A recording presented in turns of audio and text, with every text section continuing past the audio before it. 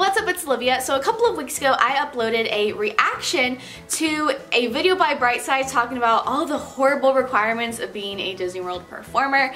You guys seem to really enjoy my reaction to it. So this week I asked what you wanted me to react to, and you said confessions of a Disney cast member. So that is what I'm going to react to today. If you enjoyed this video, please give it a big thumbs up. Also comment below and let me know what you're doing this weekend. Are you doing anything fun? Personally, while you're seeing this on Friday, I'm going to be snowboarding for the first time. And then this weekend on Saturday, so tomorrow, we're going to be having a live stream on this channel. So I don't have the exact time yet, but anywhere from like 1 to 5 p.m. Eastern time is when we'll start it. But I will make sure to put that information up. Alrighty, so this video is from Origins Explained. It's got 773,000 views. I'm not gonna watch the Swoozy one. I do love Swoozy. I think he's really funny. But we're gonna do this other one. And I did start it just to check it, and it seems good, so let's start. Hi, it's Katrina. From secret code words to wild parties, here are 10 surprising confessions by Disney employees. Number 10. Have a magical day. Employees at the Disney parks have to meet and greet countless people every day. But while they have to stay on their best behavior when interacting with the guests, not every visitor returns the courtesy. Quite often, kids will kick the characters, probably more than you think, or adults will be incredibly rude. Of course, there's no way for the staff to put you in your place if they want to keep their job, because it is the most magical place on earth, remember, except by using what seems like a friendly phrase that you all know. Have a magical day is in fact their way of telling you where to go. Yep, that. Okay, pausing. This makes sense now why you guys keep asking me this. Like literally on every single video, whenever I do a guest story and I say like, have a magical day, you guys are like, oh, ha ha, that means F you, doesn't it? No, it does not. It's like people in the comments seem to bring this up a lot, that they think that have a Disney day is like also saying F you. I've never heard anyone say have a Disney day, and this whole conspiracy of it being a rude gesture and saying like we don't like you, that's completely false. At Magic Kingdom we say have a magical day, or at World Disney we say have a magical day because we want you to have a magical day. There's no ill will involved. It's literally just the theming of the park. Also, I just realized since I'm going to be pausing this a lot, the screen recording is going to be really hard to edit, but it's okay. That's right. If a Disney princess, pirate, or even Mickey Mouse says, have a magical day, they are in fact telling you to go F yourself. Well, that's according to some staff who used to work at the resorts at least. Does Mickey ever speak? To make every guest feel as special as possible, and this phrase is usually the one they resort to when they're dealing with a particular difficult guest, and so they say it in a sarcastic way. It's all about the tone of voice. Okay, sure, if you say it in a sarcastic way, if I say, have a nice day, in a sarcastic way, of course I don't mean it. So yeah, there was one guest one time where I was like, have a magical day, sir, and like, whatever. I really did hope his day turned around because he was a jerk face, but anyway, yeah, that phrase by itself does not mean anything rude. Panic if it's said to you and you've been polite though. It could just be that they've been having a bad day. Number 9, the music keeps playing. That's right, the music keeps on playing even when there aren't any guests. Anyone who's visited a Disney resort will know how catchy the music can be. Sometimes it takes days for you to clear your head of it all.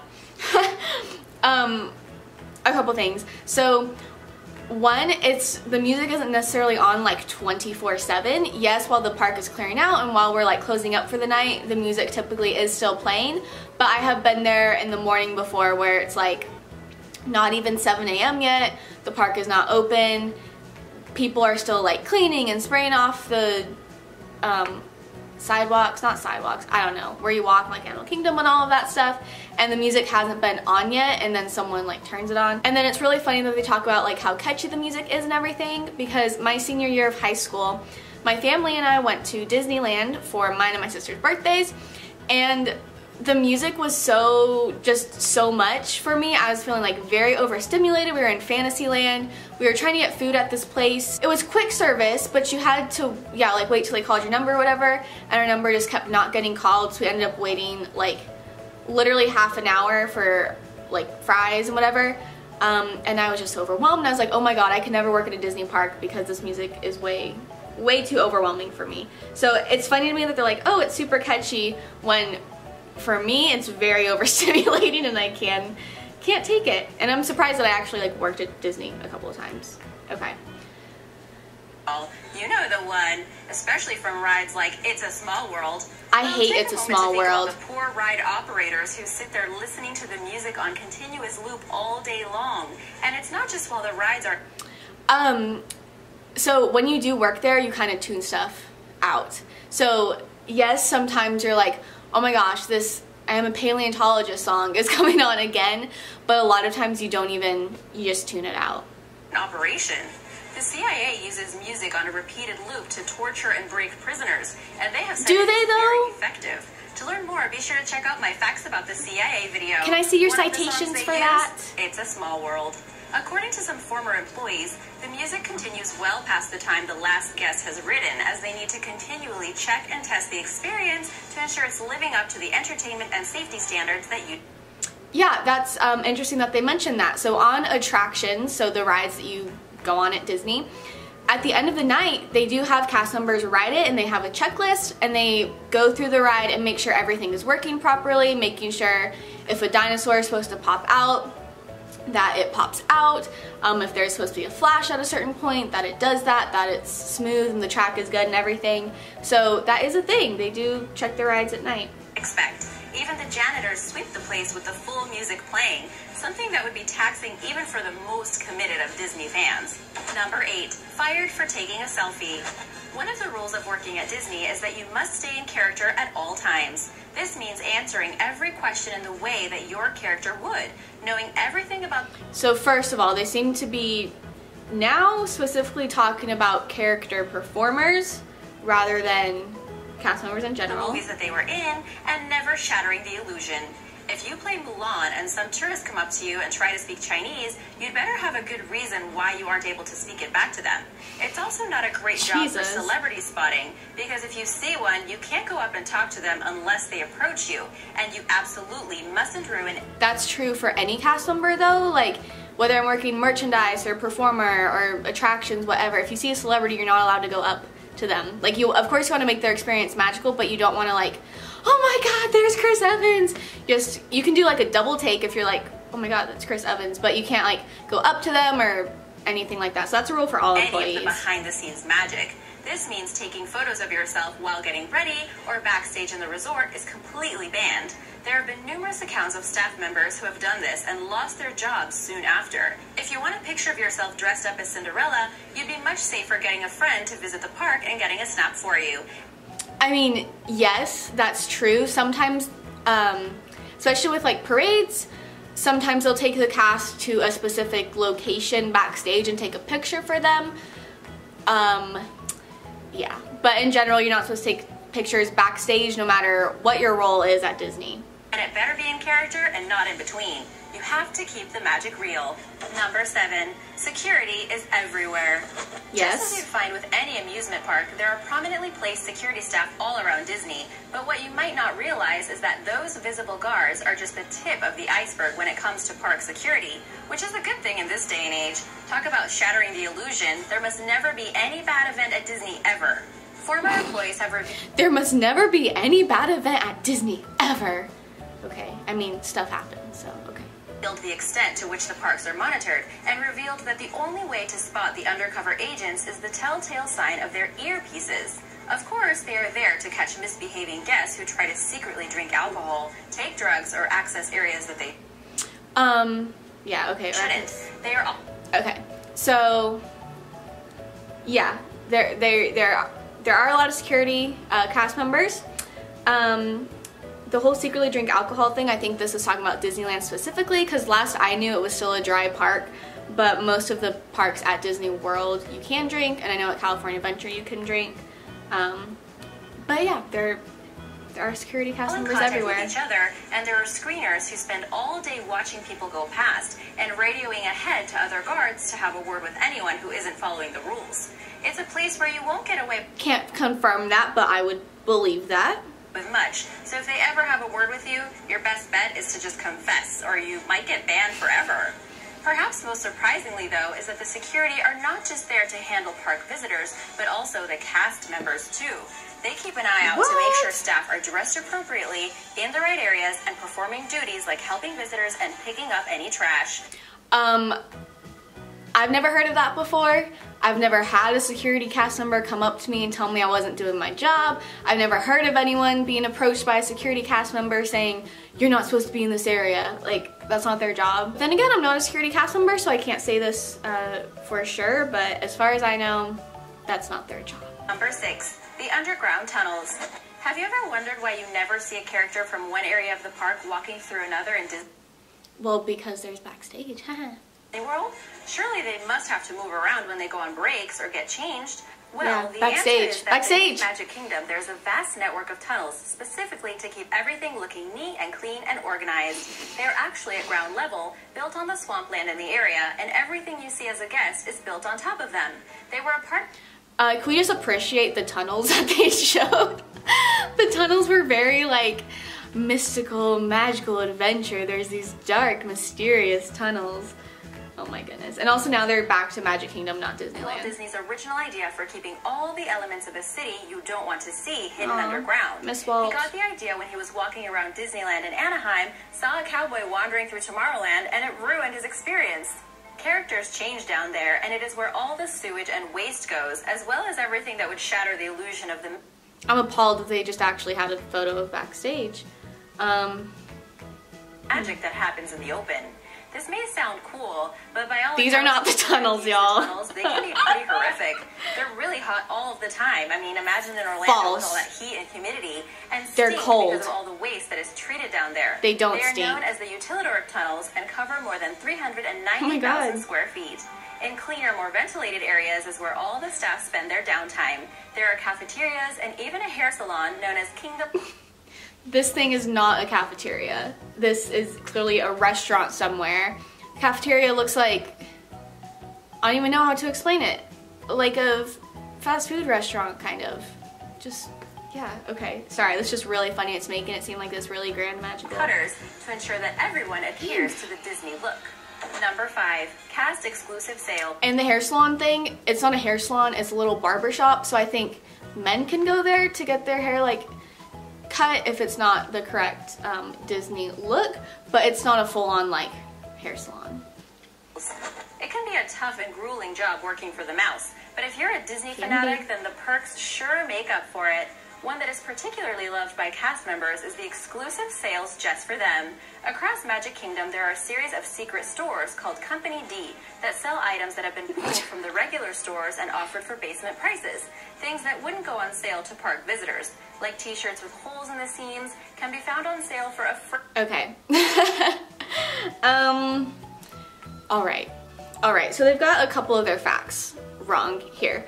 First of all, yes, there is this place called Company D. We actually have them at every park. So there's one behind, like, backstage at Magic Kingdom. We have one at Epcot, Hollywood Studios, one at Animal Kingdom as well.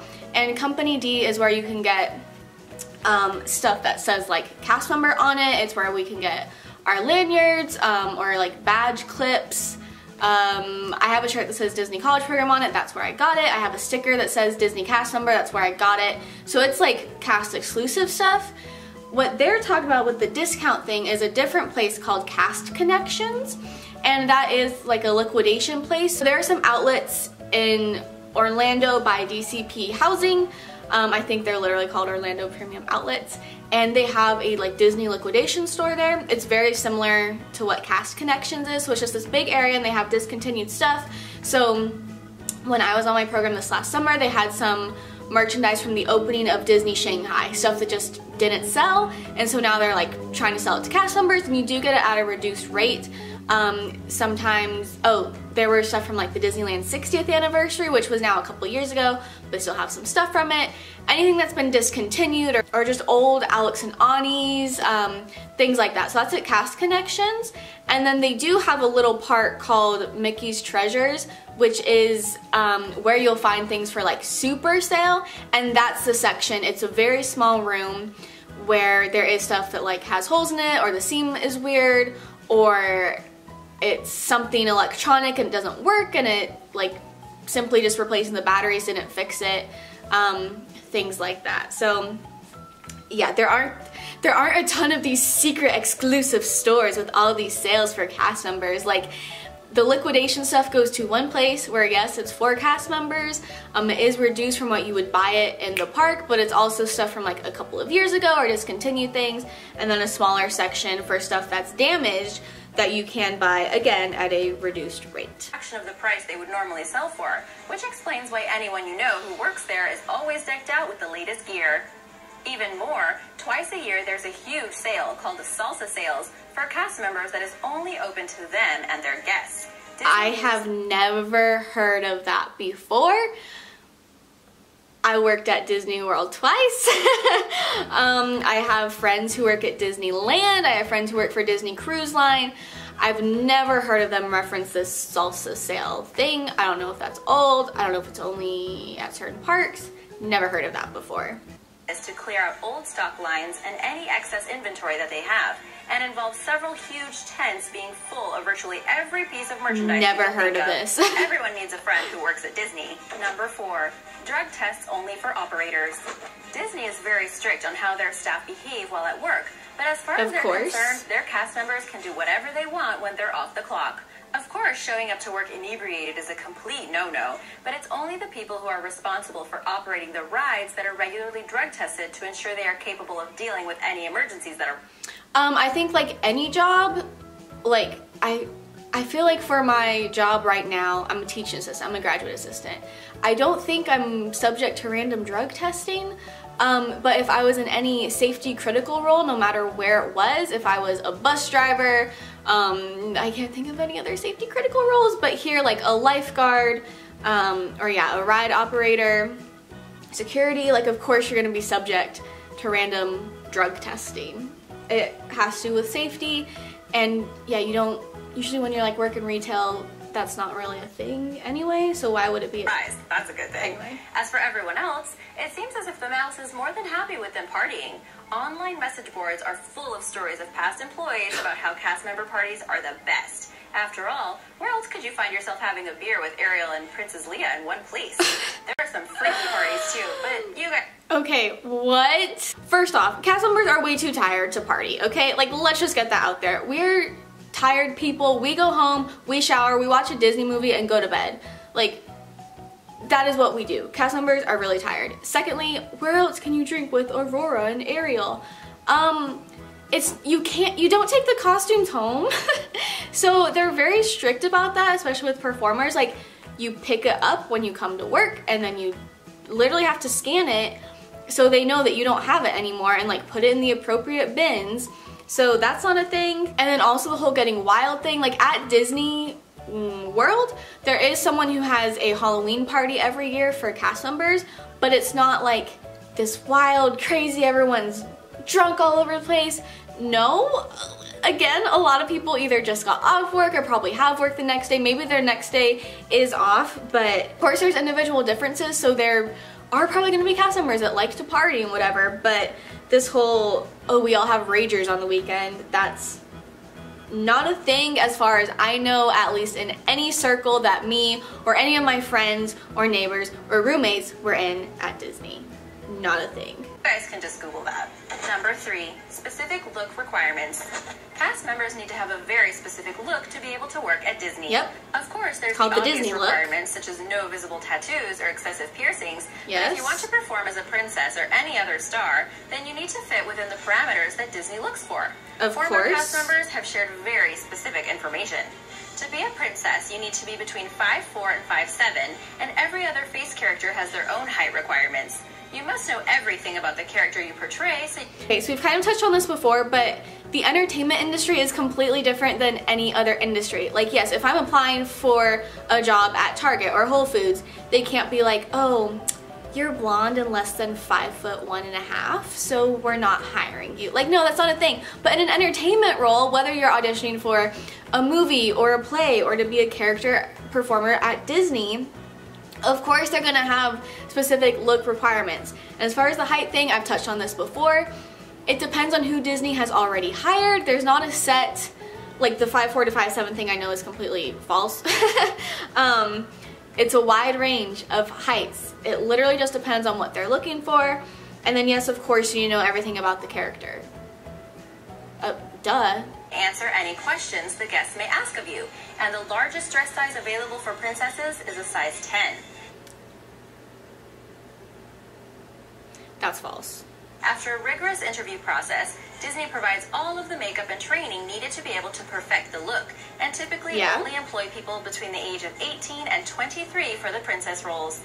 Again, the whole 18-23 thing isn't a set, oh, once you're, 24 years old, you're fired. No, again, it has to be just, how do you look? Are you a young looking 24-year-old? Like, do you have amazing skin? And even when you're 30, people think you're, 22. It all depends on just how you look. Are you looking youthful? Of course, they don't want a 12-year-old Snow White who's got like bags under her eyes, So, of course. And for those of you who keep asking how old you have to be to audition for Disney, or to work at Disney in general, you have to be at least 18 years old. Too late for me. Number 2, no two cast members have the same first names. Walt Disney likes to be referred... Okay, false. What? Oh my gosh.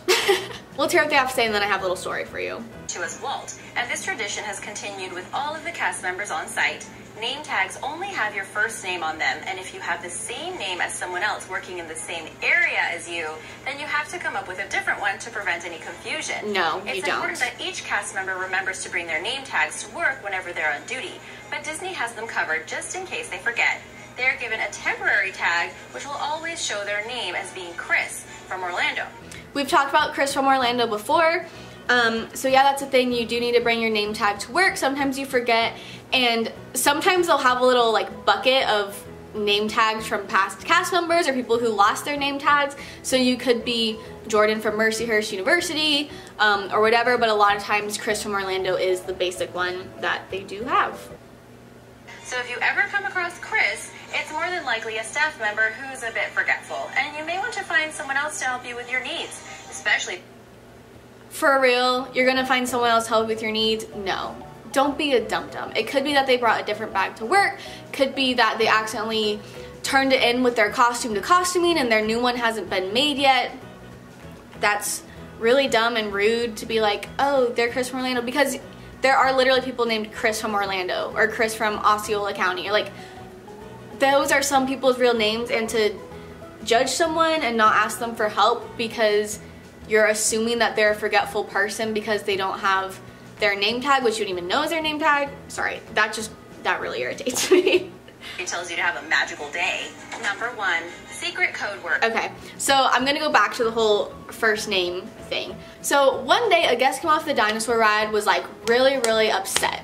And so they go up to one of the cast members, one of the merchandise cast members, and they go, "Who's Zach's boss? I need to speak to Zach's boss." And Zach is one of our leaders, so at Disney, at least for merchandise, it was like us, and then the coordinators, which is kind of like assistant manager, so they're not quite our boss, but we go to them for things, they can tell us what to do. And then there's the leaders, so like Zach is one of our leaders, and then above that is the proprietor, or I think that's what they're called, general manager person, and his name is Rob. And so the leaders cover like Dino Land, but then Rob covers like Animal Kingdom, merchandise, and stores. And so someone asked, "Who's Zach's boss?" And so they're like, Rob. He's like, "I need to speak to Rob immediately." And so we're just like, oh my gosh, like what the heck happened that this guest wants to speak to the proprietor, like go several levels up to Zach's boss. Basically, everyone was trying to figure it out. We got Zach there. We were like, what is going on? And the guest was like, "That's not Zach. I mean Zach downstairs at the ride." And we're like, oh, that's attractions. We're merchandise. Let me actually get you Zach's coordinator. And so, yeah, it can be confusing with names, but it's not like, oh, there's 2 Zachs in Dino Land. We need to give you a different name. But yeah, anyway, they were looking for someone involved in attractions, and it was, the guest did something that was completely out of line.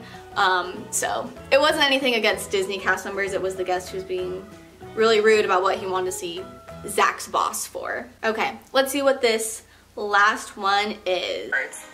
There are apparently a series of secret code words that Disney staff use to refer to particular guests.